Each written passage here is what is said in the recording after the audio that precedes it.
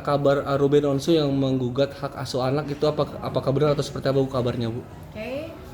Benar, Ruben Samuel Onsu telah mengajukan gugatan ke Pengadilan Negeri Jakarta Selatan yang ditujukan kepada Sarwenda, terdaftar pada nomor register 756 PDTG 2026 PMJ Catesel yang didaftarkan kemarin pada hari Rabu tanggal 1 Juli 2026 dengan melalui kuasanya Dr. Minola Sebayang SAMH ya. Dan atas gugatan hak asuh anak itu Ketua Pengadilan Negeri Jakarta Selatan juga telah menetapkan majelis hakim yang memeriksa dan mengadili perkara itu yang persidangan dijadwalkan di hari Rabu tanggal 15 Juli 2026. Nantinya proses sidangnya seperti apa Bu? Akankah ada saksi seperti pada umumnya sidang? Kalau sidangnya pada umumnya sidang perdata. Pada umumnya sidang gugatan perdata, para pihak hadir lengkap. Ketika para pihak hadir lengkap, maka majelis hakim akan melakukan dulu tahapan yang namanya mediasi.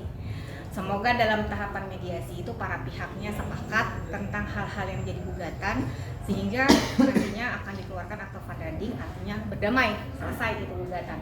Tetapi apabila dalam tahapan mediasi itu para pihak tidak sepakat terhadap apa yang diajukan masing-masing ya, baik penggugat dan tergugat kan pasti nantinya akan mempunyai kemauan masing-masing ya, akan mempertahankan dalil gugatannya dan akan mempertahankan dalil sangkalan dalam jawabannya.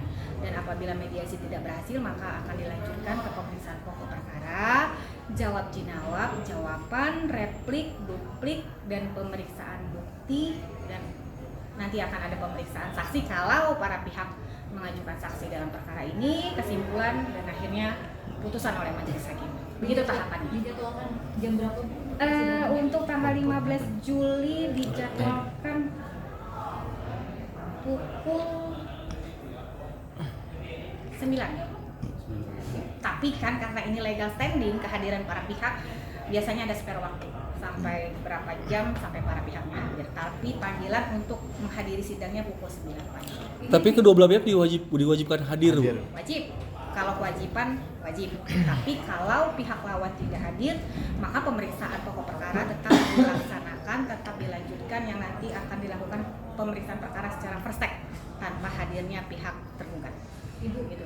ini 2 anak saja atau Kalau di dalam materinya ada 2 anak dan 1 anak berdasarkan pengangkatan penetapan pengadilan negeri Jakarta Selatan sebelumnya. berarti total 3? Ya, 3 anak. Ada lagi Bu Selain hal tersebut Bu, dalam mungkin. dalilnya? Itu saja sih, minta untuk hak asuhnya dikembalikan. Itulah intinya pada pokoknya. Nanti anak akan dihadirkan nggak Bu?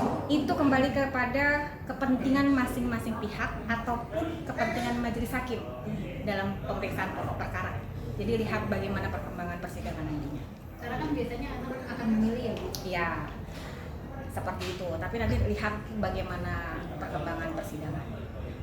Ibu mau nanya soal kalau nanti kan misalkan sudah dihadirkan para pihak, nanti untuk indikatornya apa saja sih Bu yang dijadikan pertimbangan oleh majelis hakim ketika memutuskan itu?